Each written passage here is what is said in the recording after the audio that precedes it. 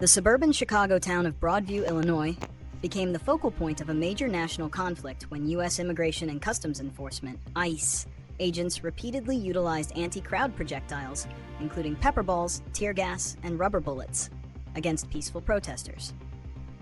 These demonstrations were aimed at disrupting Operation Midway Blitz, a high-profile, localized federal immigration enforcement sweep initiated by the Trump administration in a move widely viewed as targeting the self-declared sanctuary city of Chicago.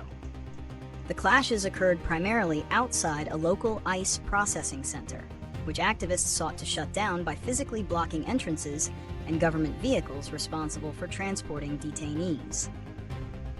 The federal response, which involved masked, heavily armored agents positioned on rooftops and behind fences, was swift and forceful. Numerous accounts from legal observers and media described the use of chemical agents as indiscriminate, affecting not only active protesters, but also bystanders, congressional candidates, and even local police officers who were not informed of the impending chemical deployment. This confrontation is a stark illustration of the escalating tension between federal immigration policy and local state-level resistance within sanctuary jurisdictions. Reasons for escalation and immediate consequences. The primary reason for escalation lies in the fundamental collision of state and federal authority, catalyzed by Operation Midway Blitz. The operation, which led to hundreds of arrests, was explicitly designed to challenge Illinois' sanctuary policies. When local groups responded with direct action, physically blocking facility access to prevent detainee transfers, they created a situation that federal agents viewed as a direct threat to operational security and mission success.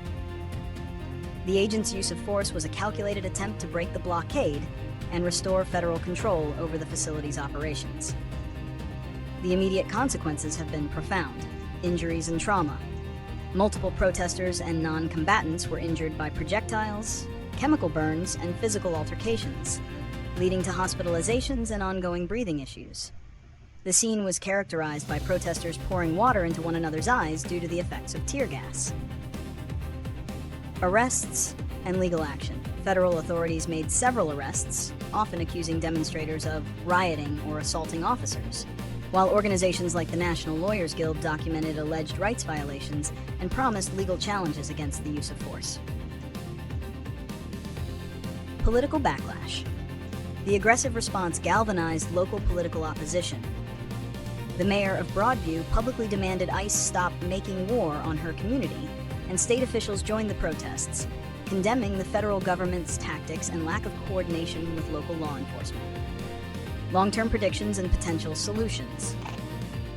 The current trajectory suggests that continued clashes are highly probable as long as Operation Midway Blitz remains active and the Broadview facility continues to function as a major processing hub.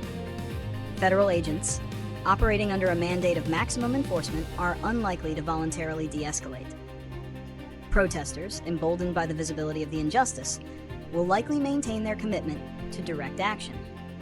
This environment is ripe for more injuries, arrests, and escalating legal disputes over the permissible use of force in crowd control scenarios. Resolving this volatile situation requires multifaceted solutions focused on de-escalation and policy changes. De-escalation protocols. ICE must immediately implement clear, less lethal crowd dispersal protocols that restrict the use of chemical agents like tear gas to scenarios where a genuine and immediate threat to life is present, not merely against nonviolent civil disobedience. Local federal coordination. Formal lines of communication must be established between ICE leadership and the Broadview Police Department to ensure local authorities are informed before the deployment of chemical agents on municipal property, protecting first responders and bystanders. Policy reevaluation. The long-term resolution rests with a national policy shift. The administration should consider narrowing the focus of enforcement operations to genuinely high-priority targets, such as violent criminals, thereby reducing the scope of sweeps that trigger widespread community resistance and the need for volatile crowd control measures. Sustained accountability. Community organizations and legal bodies must maintain a consistent presence of legal observers to document every use of force. This external pressure and accountability through potential litigation is often the most effective tool for restraining federal agents in the field.